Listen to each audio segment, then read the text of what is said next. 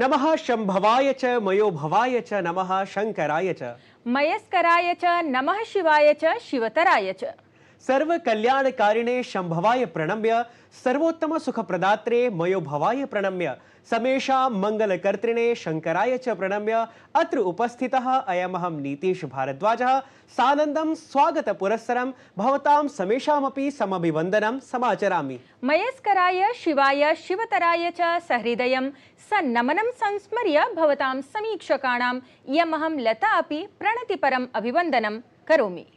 दर्शकाः, संस्कृत ज्ञान विज्ञान संवलितस्य वार्तावलीति कार्यक्रमस्य पुनरपि नूतनमेकमङ्कमादाय उपस्थिताः वयम् आगामिनम् अर्धहोरापर्यन्तं ससंस्कृतं समाचरिष्यामः भवतां ज्ञानान्वितं मनोरञ्जनम्। अवश्यं नीतीश, परं विभिन्न प्रभागयुतः मनोरञ्जकः एषः कार्यक्रमः समारब्धः स्यात् ततः पूर्वं साहित्यशास्त्रेषु समुल्लिखितं नीतिपरं सुभाषितं प्रस्तुमः। सदयं हृदयं यस्य भाषितं सत्यभूषितं कायः परहिते यस्य कलिस्तस्य करोति किं कलिस्तस्य करोति किम्। जिसका हृदय करुणा से भरा है, वाणी सत्य से सुशोभित है और जो दूसरों के कल्याण के लिए कार्य करता है, उसे कोई भी नुकसान नहीं पहुंचा सकता, काल भी नहीं। Whose heart is filled with compassion, speech is adorned with truth, and who works for the benefaction of others, nobody can harm him, nor even Kaal. सत्यमेव सदयं सहृदयं संधारयतां जनानां वाणी तु सत्यभूषिता भवति एव। तैः कृताः गतिविधयः अपि भवन्ति सत्याचारभूषिताः परेषां हितकारकाश्च। समुचितं ब्रूते। अत्र अस्माकम् अग्रिमः प्रवाही वार्ता प्रभागः आसप्ताहम् आचर्यमाणम् आचरणमेव प्रकाशयति। आयान्तु अवलोकयामः गतसप्ताहावधौ समाचरिताः संकलिताश्च साप्ताहिकीः प्रवाही वार्ताः। प्रधानमंत्री नरेंद्र मोदी नवदिल्ली स्थिते राष्ट्रीय कृषि विज्ञान केन्द्रे आयोज्यमानस्य 32तमान्ताराष्ट्रीय कृष्यर्थशास्त्रिणां सम्मेलनस्य औपचारिकम् उद्घाटनं कृत्वा जनसमूहं सम्बोधितवान्। सः उक्तवान् यत् अस्माकं ग्रन्थेषु कृषिं प्रति वैज्ञानिकदृष्टिकोणानुकरणं भवति। वर्तमानसमये अपि ऋतुं ध्यात्वा कृषियोजना निर्मीयते। ध्येयं यत् त्रिवार्षिके एतस्मिन् सम्मेलने 75 देशानां प्रायः 1000 सम्बद्धाः प्रतिनिधयः सम्मिलिताः सन्ति। प्रधानमंत्री नरेंद्र मोदी भारतं समागतस्य वियतनाम देशस्य प्रधानमन्त्रिणा फाम मिन्ह चिन्ह इत्येतं सम्मिल्य द्विपक्षीयां वार्तां कृतवान्। फाम मिन्ह चिन्ह इत्येषः राष्ट्रपतिम् उपराष्ट्रपतिम् अपि मिलितवान्। इतः पूर्वं राष्ट्रपतिभवने तदीयम् औपचारिकं स्वागतमपि समनुष्ठितम्। भारत वियतनाम सम्बन्धान् इतोपि दृढयितुं तदीयः एषः प्रवासः महत्त्वपूर्णः ख्याप्यते। वियतनाम देशस्य भारतस्य च मध्ये समाचरितेषु महत्त्वपूर्णेषु सन्धिपत्रेषु आकाशवाणी दूरदर्शन प्रसारणपरकः पारस्परिकः सहयोगः अपि सम्मिलितः अस्ति। एतदर्थं लोकप्रसारकं प्रसारभारती इत्येतम् अथ दि वॉइस ऑफ वियतनाम इत्येतं प्रसारवाहिनीद्वयम् अन्तरा सन्धिज्ञापनपत्राणाम् आदानप्रदानं समाचरितम्। जापान देशं संयुक्तराज्यामेरिका ऑस्ट्रेलिया जापान भारत देशानां मध्ये क्वाड इति मन्त्रणायाः आयोजनानन्तरं चतुर्भिः अपि देशैः संयुक्तं वक्तव्यं प्रकाशितम्। चीन देशम् आलक्ष्य प्रकाशिते संयुक्तवक्तव्ये नेतृभिः प्रतिपादितं यत् सम्मेलने वैश्विकं हितम् अन्ताराष्ट्रिय व्यवस्थाम् अथ समन्वित समाह्वानानि उद्दिश्य विचारविमर्शः समाचरितः। केन्द्रीय शिक्षा मंत्री धर्मेन्द्र प्रधानः नवदिल्ली स्थिते नेशनल अप्रेंटिसशिप ट्रेनिंग स्कीम 2.0 इत्येतस्य वेबफलकस्य समारम्भं कृतवान्। योजनायाः अन्तर्गतं प्रशिक्षुभ्यः 100 कोटि मुद्रायाः स्टाइपेंड इति अतिरिक्तराशिं प्रदत्तवान्। उद्योगजगतः आवश्यकतानुगुणं छात्रेभ्यः कौशल प्रशिक्षण प्रदानमुद्दिश्य एषा योजना समारब्धा अस्ति। केरलराज्ये भूस्खलनेन प्रभाविते वायनाड स्थले मृतकानां संख्या अनुक्रमं समेधमाना अस्ति। सेनायाः नेतृत्वे तत्र साहाय्योद्धारकार्याणि युद्धस्तरे प्रचाल्यमानानि सन्ति। तत्रैव वृष्ट्याधिक्येन हिमाचलप्रदेशस्य भूस्खलन प्रभावितेषु क्षेत्रेषु अथ उत्तराखण्डे भूस्खलनेन केदारनाथधाम यात्रामार्गे निरुद्धानां तीर्थयात्रिणां परित्राणाय सहायताभियानं सवेगमस्ति प्रवर्तमानम्। जगद्गुरु रामानन्दाचार्य राजस्थान संस्कृत विश्वविद्यालयस्य 6th दीक्षान्त समारोहः समायोजितः गतः। तत्र मुख्यातिथिरूपेण समुपस्थितः राज्यपालः कलराजमिश्रः स्वीय सम्बोधने परामृष्टवान् यत् विश्वविद्यालयः प्राचीननव्यज्ञानपरम्परयोः समन्वयं कुर्वन् संस्कृतसंस्कृत्योः प्रसारं कुर्यात्। दीक्षान्त समारोहे राज्यपालः कलराजमिश्रः 12 स्वर्णपदकानि 27 विद्यावाचस्पत्युपाधीन् च छात्रछात्राभ्यः प्रदत्तवान्। भारत श्रीलंका दलयोः मध्ये क्रीडितायाः क्रिकेट क्रीडा त्रयात्मिकैकदिवसीय शृङ्खलायाः प्रथमा क्रीडा समं स्थिता। द्वितीया स्पर्धा रविवासरे खेल्येत। दर्शकाः, सुधीजनानां सकलमपि कार्याचरणं समाजस्य कल्याणाय एव भवति इति तु स्पष्टमेव प्रख्यापयन्ति प्रवाही वार्ताः अपि। आम्, सुधीजनाः तु समाजोपयोगि कार्याचरणानि साम्प्रतं समाचरन्तः सन्ति। परं भारतीयज्ञानप्रसारकाः ऋषिमुनयः तु प्राचीनकालतः एव परहितपरासु प्रक्रियासु एव निजजीवनम् अर्पयन्ति स्म। सत्यं, तेषां तपोबलेन एव अर्जितं संरक्षितं च ज्ञानं सम्प्राप्य साम्प्रतमपि मानवः लाभान्वितः जायमानः अस्ति। अथ अनया भारतीय ज्ञानपरम्परया भविष्ये अपि जनाः येन लाभान्विताः भवेयुः तदर्थम् अनेकविधाः प्रयासाः सन्ति विधीयमानाः। आयान्तु भारतीय रिक्थ संरक्षणपरम् एतादृशमेव विधीयमानं प्रकल्पम् आधृत्य निर्मितम् अवलोकयन्तु विशिष्टं वृत्तं हि एतत्।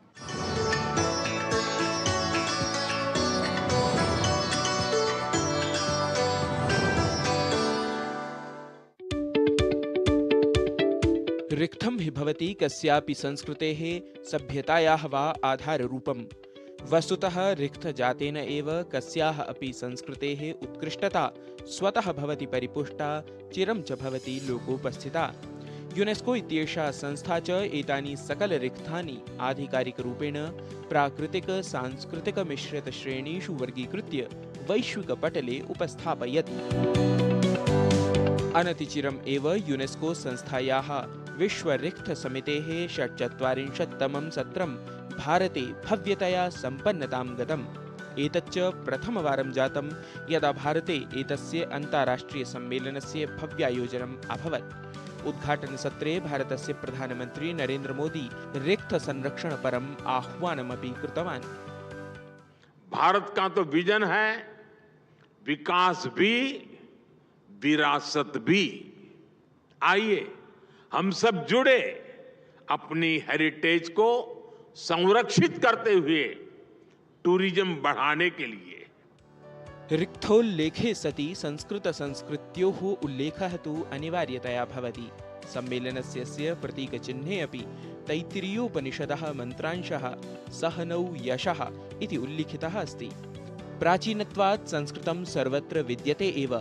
तत् नाम संस्कृतितत्त्वम् एव संस्कृतत्वसाहचर्यात् रिक्थरूपतां भजते इत्यत्रापि क्व संदेहलेशः। भारत का जो विश्व बंधुत्व का नारा माननीय प्रधानमंत्री जी ने हमारे वेद की ऋचाओं से उठा करके दुनिया को दिया है, या जो कॉन्सेप्ट पूरी दुनिया के सामने दिया है, उसको रीइंफोर्स करने की दिशा में बड़ा कदम होगा। भारते विद्यमानानि मन्दिराणि समृद्धायाः भारतीयज्ञानपरम्परायाः वास्तुकलायाः अद्भुतनिर्मितेः च प्रमाणभूतानि सन्ति। मयमतं समराङ्गणसूत्रधारः, अपराजितपृच्छा इत्येते भारतीयज्ञानपरम्परायाः ग्रन्थाः अत्र विशिष्टाः। तत्नाम तेलङ्गानाप्रान्तस्य रुद्रेश्वरमन्दिरं स्यात्, कर्णाटकस्य होयसलेश्वरमन्दिरं वा। वस्तुतः मन्दिराणाम् अद्वितीयताख्यापकानि वैशिष्ट्यानि रिक्थसूच्यां विद्यमानानि भूत्वा भारतवैभवं हि अधिविश्वं ख्यापयन्ति। गर्वविषयः एषः यत् एतस्मिन् एव विश्वरिक्थसमितिसम्मेलने भारतस्य पूर्ववर्तिनः असमराज्यस्य अहोमसंस्कृतेः प्रमाणभूतं मोइदम् इति स्मारकं विश्वरिक्थसूच्यां संयोजितं जातम्। एवं यूनेस्को रिक्तसूच्यां भारतीयानि 43 स्थलानि साम्प्रतं यावत् जातानि। तावत् क्रमः एषः सततम् अभिवर्धतात् इति कामयामहे वयं रिक्तप्रियाः, रिक्तपोषकाः, रिक्तख्यापकाः च भारतीयाः। गवीश द्विवेदी विहितं वार्तावलीवृत्तं डीडी न्यूज़।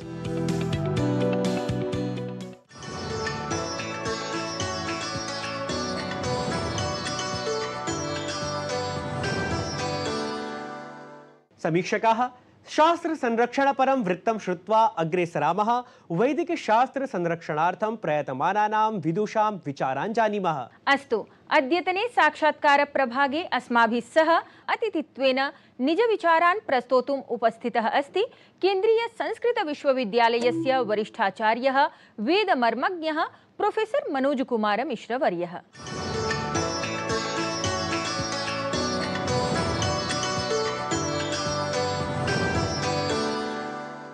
स्वनामधन्यस्य केन्द्रीय संस्कृत विश्वविद्यालयस्य वेद विभागाध्यक्षत्वं निभालयन्तम् अत्र भवन्तं प्रोफेसर मनोज कुमार मिश्र वर्यम् अहं सादरं नौमि। तावत् वार्तावल्याः साक्षात्कारसरण्यां प्रथमं भवतः स्वागतं च करोमि। ज्ञातुकामः अहं यत् सर्वज्ञानमयो हि सः इति तावत् वेदस्य तत्र परिभाषारूपेण एवम् उच्यते। तर्हि सर्वज्ञानमयत्वं वेदे भवति।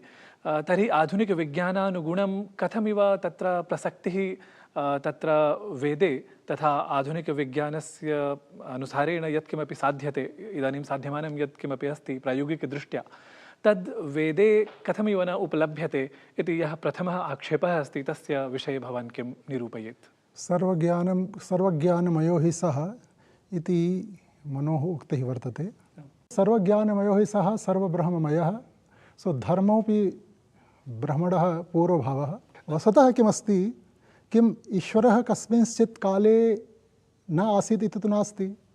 ईश्वरस्य सत्ता सर्वेषु कालेषु वर्तते और तस्य ईश्वरः सर्वथा सर्वज्ञः वर्तते इत्यपि सर्वैरेव ये आस्तिकाः सन्ति तैः सर्वैरपि स्वीक्रियते। तो किम् ईश्वरः कस्मिंश्चिदपि काले ज्ञानविरहितः भवति, सदैव ज्ञानयुक्तः भवति और तस्य यत् ज्ञानं वर्तते तत् ज्ञानमेव वेदः। तो यथा ईश्वरस्य कस्मिंश्चित् काले अभावः नास्ति, तो तस्य ज्ञानरूपस्य वेदस्यापि कस्मिंश्चित् काले अभावः नास्ति।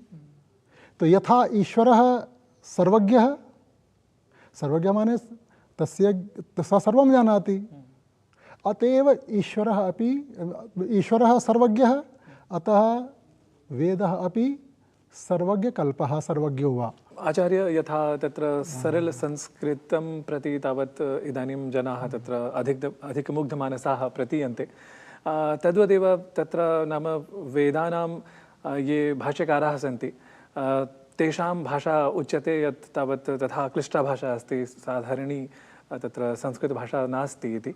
तर्हि आधुनिकसन्दर्भे अपि तेषां भाष्यकाराणां तत्र अर्थावगमनं स्यात्, ते यत्किमपि लिखितवन्तः, तर्हि तस्य तात्पर्यम् अधिकाधिकं तत्र जनाः अवगच्छेयुः। तदर्थं नाम नवटीकाकाराः तत्र इदानीं कार्यरताः सन्ति वा? वस्तुतः सरलमानकसंस्कृतम् इदानीम् उपयुज्यते और समयानुगुणम् इदं परिवर्तनं साम्प्रतमपि वर्तते और तस्यैव प्रभावः वर्तते। मयापि अयं साक्षात्कारः कदाचित् सरलेनैव संस्कृतेन दीयते भवत्समक्षं। तो वस्तुतः किमस्ति, यदा सायणभाष्यं, तो सायणभाष्ये केवलं स शब्दान् लिखति और तदनन्तरं तस्य अर्थं सरलेनैव संस्कृतेन लिखति असौ। कठिनता कुत्र आयाति, यत्र स मीमांसा प्रक्रियाम् उद्धरति, श्रौतसूत्रम् उद्धरति, प्रातिशाख्यम् उद्धरति, निरुक्तवचनानि उद्धरति, पुनः पाणिनिसूत्राणि उद्धृत्य व्याख्यानं करोति, स्वरप्रदर्शनं करोति। तत्र एवं प्रतीयते यत् येषां तत्र सामान्यं ज्ञानमस्ति संस्कृते विषयकं, तो ते तस्याः भाषायाः ते बिभ्यति। वस्तुतः यदि तं भागं परित्यज्य कदाचित् भवन्तः सम्पादनं कुर्वन्तु, भवताम् अभीष्टं सरलमार्गः संस्कृतमेव तत्र आयास्यति। परन्तु यथा सन्धेः अधिकप्रयोगः, समासस्य एवं प्रयोगः, तथा समासस्य तो न्यूनीकरणं कर्तुं शक्यते। और सन्धेः अपि तत्र ह्रासः कर्तुं शक्यते, लोपः तु मास्तु, किञ्चित् नैयून्यं तत्रापि आपादयितुं शक्यते। तो वस्तुतः लघुसमासाः तु आदरणीयाः एव, दीर्घसमासाः न स्युः। तो तत्र अस्माभिः अवधानं देयम्, और जनाः ददत्यपि। इदानीम् अस्माभिरपि चिन्त्यते, यदि किमपि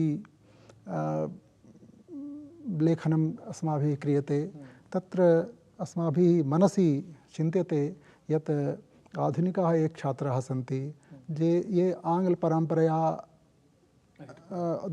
अध्ययनं कृतवन्तः, तेपि इदानीं संस्कृतम् अधीयते, तो तेषां कदाचित् सौकर्यं स्यात्। यदि केवलं स्वभाषा माध्यमेन, मातृभाषा माध्यमेन उत आङ्ग्लमाध्यमेन यदि अध्यापनं क्रियते, तो सम्पूर्णं ज्ञानं तो नैव भविष्यति। तो कथं भाषायाः आत्मानं ते कथं ज्ञातुं प्रभविष्यन्ति। अत एव आधुनिककुलानुगुणं तत्र किञ्चित् परिवर्तनं विधेयं।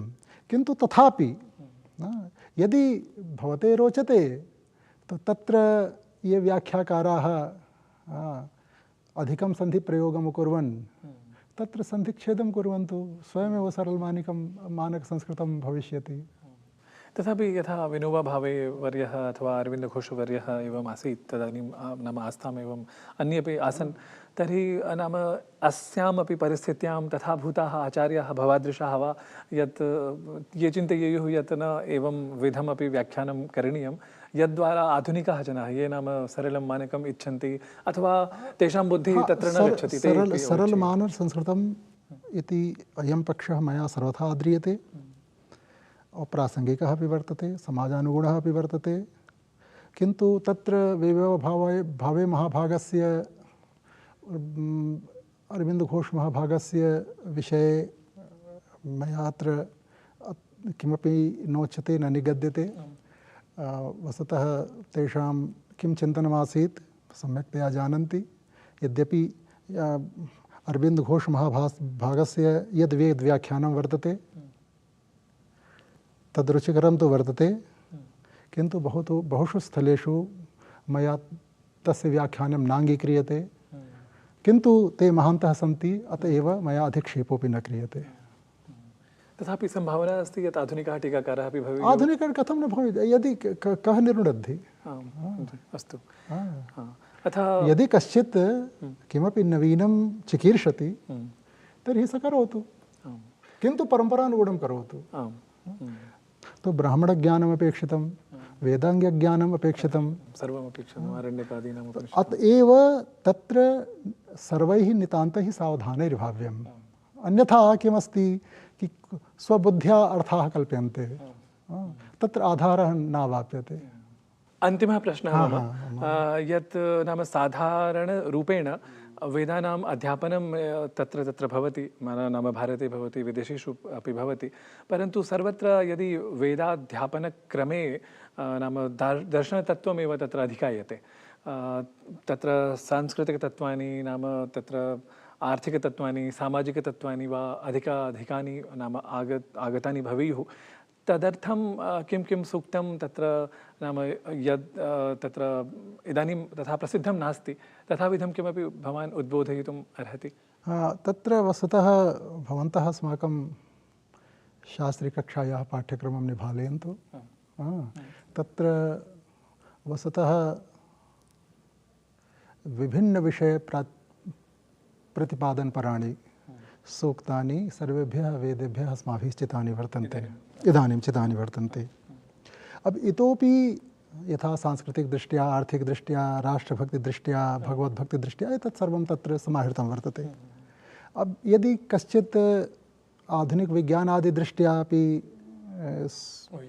यदि कदाचित् कश्चित् ऊहं करोति, तो तस्यापि स्वागतं वर्तते, सा करोतु, किन्तु एकवारम् अस्माकं समक्षं प्रदर्शयतु, यतः यदि तद् व्याख्यानं शब्दस्य प्रकृतिं विरुद्ध्य वर्तते तर्हि तद् व्याख्यानम् अवश्यमेव त्याज्यम्।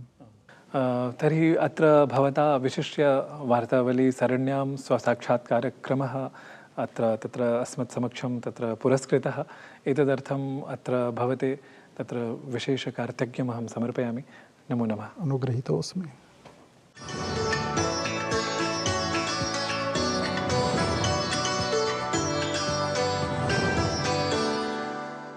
महोदयस्य विचारान् श्रुत्वा वेदप्रशंसकाः नूनमेव सम्प्रेरिताः भवेयुः। अस्तु, अधुना किमपि ससङ्गीतं सम्प्रेषणं ससङ्गीतं प्रकाशनं च भवेत् इति इच्छामि। नूनमेव ससङ्गीतं सम्प्रेरणं तु कार्यक्रमस्य सङ्गीतनिर्झरीक्रमः सन्धारयति। जानामि दर्शकानां मनोमोदाय भवान् निर्झरीक्रमस्य प्रसारणविषये एव स्मरति। अधुना सङ्गीतक्रमः भवत्येव तादृशः क्रमः यम् अस्माकं दर्शकाः अपि प्रतीक्षन्ते। तर्हि दर्शकाः शृण्वन्तु सुमधुरस्वरसङ्गीतयुतं गीतमेतत्।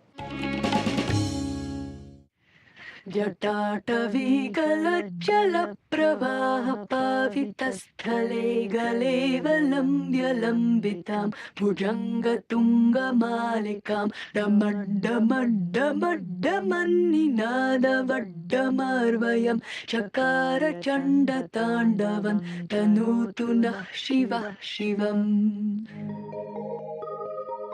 जटाकटाः सम्भ्रमभ्रमन्निलिम्पनिर्झरी विलोलवीचिवल्लरी विराजमानमूर्धनि तगद्धगद्धगज्ज्वलल्ललाटपट्टपावके किशोरचन्द्रशेखरे रतिः प्रतीक्षणं मम। धराधरेन्द्रनन्दिनी विलासबन्धुबन्धुर स्फुरद्दिगन्तसन्तति प्रमोदमानमानसे कृपाकटाक्षधोरणी निरुद्धदूर्धरापदि क्वचिद्दिगम्बरे मनो विनोदमेतु वस्तुनि। जटाभुजङ्गपिङ्गलस्फुरत्फणामणिप्रभा कदम्बकुङ्कुमद्रव प्रलिप्तदिग्वधूमुखे मदान्धसिन्धुरस्फुरत्वगुत्तरीयमेदुरे मनो विनोदमद्भुतं बिभर्तु भूतभर्तरि। सहस्रलोचनभ्रभृत्य शेषलेखशेखर प्रसूनधूलिधूरणी विधूसराङ्घ्रिपीठभू भुजङ्गराजमालय निबद्धजटजूटकः श्रियै चिराय जायताञ्चकोरबन्धुशेखरः। संगीत परे भक्तिभावे निमग्नाः दर्शकाः कार्यक्रमाय नियतः अर्धहोरात्मकः कालः साम्प्रतं प्रायः समाप्तः एव। कार्यक्रमस्य विषये निजपरामर्शान् विचारान् वा इदानीं दूरदर्शने प्रकाशिते संकेते अवश्यं लिखन्तु। अस्मान् च अधुना आज्ञापयन्तु। तावत् श्रावणमासिकीं शिवभक्तिं समाश्रयन्तु। स्वस्थाः सुरक्षिताः च तिष्ठन्तु। नमो नमः। कदा निलिम्पनिर्झरी निकुञ्जकोटरे वसन् विमुक्तदुर्मतिः सदा शिरस्थमञ्जलिं वहन् विलोललोललोचनोललामभाललग्नकः शिवेति मन्त्रमुच्चरन् कदा सुखी भवाम्यहं कदा सुखी भवाम्यहं कदा सुखी भवाम्यहम्। इमं हि नित्यमेव मुक्तमुत्तमोत्तमं स्तवं पठन् स्मरन् ब्रुवन् नरो विशुद्धिमेति सन्ततं हरे गुरौ सुभक्तिमाशु याति नान्यथा गतिं विमोहनं हि देहिनां सुशङ्करस्य चिन्तनं सुशङ्करस्य चिन्तनं सुशङ्करस्य चिन्तनम्।